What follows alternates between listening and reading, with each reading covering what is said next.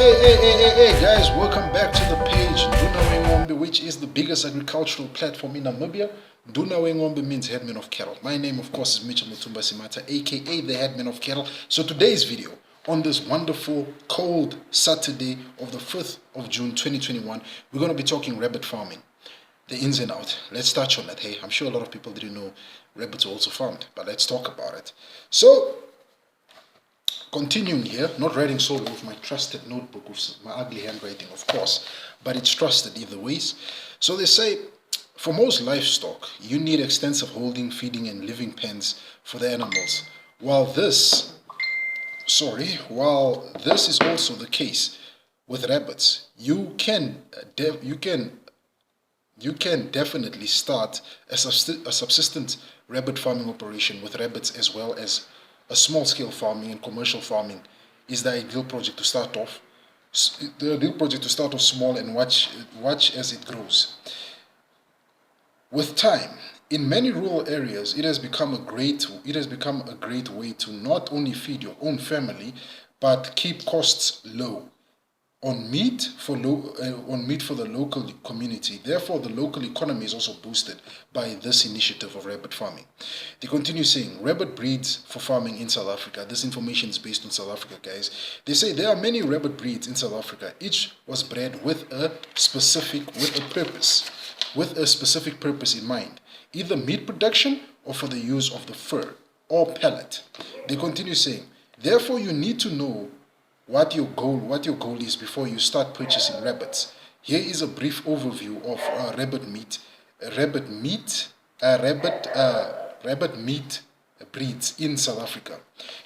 They start off with the New Zealand white. The New Zealand white. There's a rabbit called New Zealand whites. They say the New Zealand white requires expensive feeding pellets, therefore not suitable for local small-scale farms. Ideal for commercial farming for meat, as the pellets are not of high value. These rabbits can produce about 5 to 8 kites. Kites are baby rabbits per liter and up to 8 liters per year. Then you have the New Zealand red, mainly farmed for their pellets.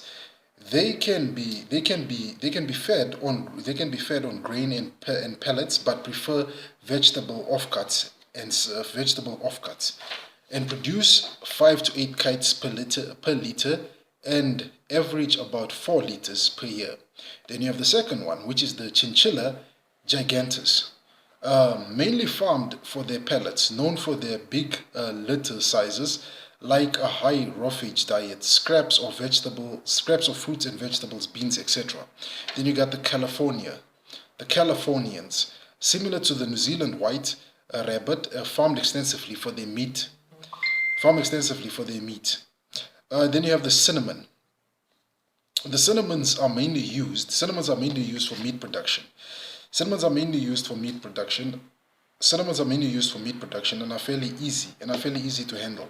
They are used to a roughage diet, which makes them suitable for backyard farming. So the cinnamon one, if you want to run a backyard farming operation, you can go with them.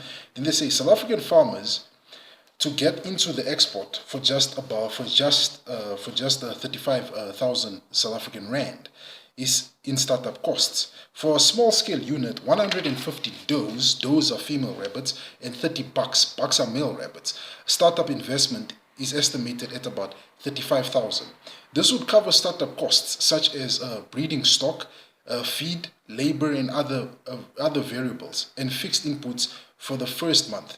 This excludes structures which require capital investment depending on the size of the operation, and ad hoc fixed costs. So the structures would be the cages, because you keep your rabbits in cages. It wouldn't make sense that you try and keep them free ranging, or you build a type of almost like a rabbit kraal, unless you put concrete underneath. Because rabbits dig, so they're gonna burrow, and then they're gonna escape. So you don't want to do that unless you lay some cement, then put soil over, so these animals live within this so-called free range setup, so they don't escape. But they continue to say, over 80% of rabbits bred in South Africa are destined for the export. The meat is mostly destined for China, which has a huge demand despite being the largest producer of rabbits. So China, being the largest producer of rabbits, there's a high demand there. So you could get into that market if you are producing rabbits for meat.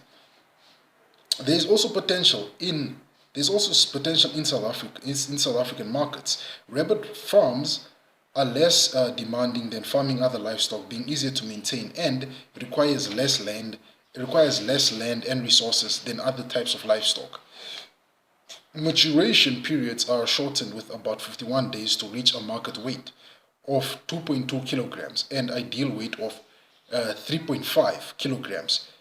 3.5 kilograms achieved in 3 months. That's when they're ready to market. Costs about 55 rand to feed a bunny, which is a rabbit, a bunny to maturation stage, consuming a meal of 9.2 kilograms of feed on average. South Africa could also benefit from eating a lot more rabbit meat. Rabbit meat. Rabbit is considered to have a lower cholesterol count per serving and a high protein concentration compared to beef, lamb, chicken, fish, and pork, the 5 types of meats we eat. Yet it is still a relatively unpopular dish in South Africa. Locally, the market is still immature in owning to a lack of knowledge in terms of the nutritional benefits and accessibility of rabbit meat.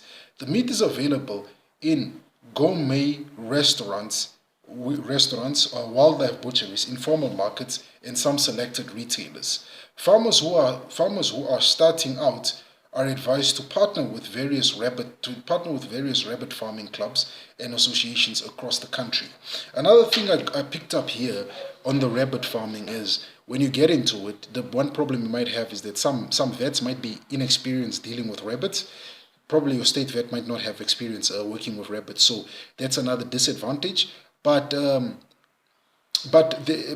if you follow the right procedures, like set up biosecurity, and I keep on emphasizing on biosecurity, I've spoken about it in chicken farming and in livestock farming. If you set up some good biosecurity amongst your rabbit farm or your rabbit pens, you could avoid various diseases. And also, you need to keep an eye on your rabbits. You need to have a very keen eye, just the same way as you would have a keen eye on your livestock, such as cattle, when you notice a cow getting sick.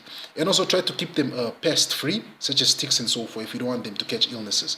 So, as much as they're adorable pets that we buy for our daughters or sons, they're actually bloody delicious animals. I've eaten wild hare. I haven't yet eaten domestic hare.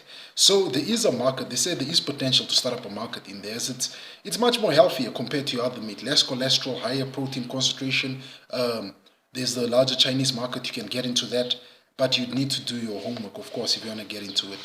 Like they said, best to find an experienced rabbit farmer, join either a rabbit farmer or join a rabbit farming association or a rabbit association, so you are just helped along the way, because it's a different type of farming. I believe it will be difficult.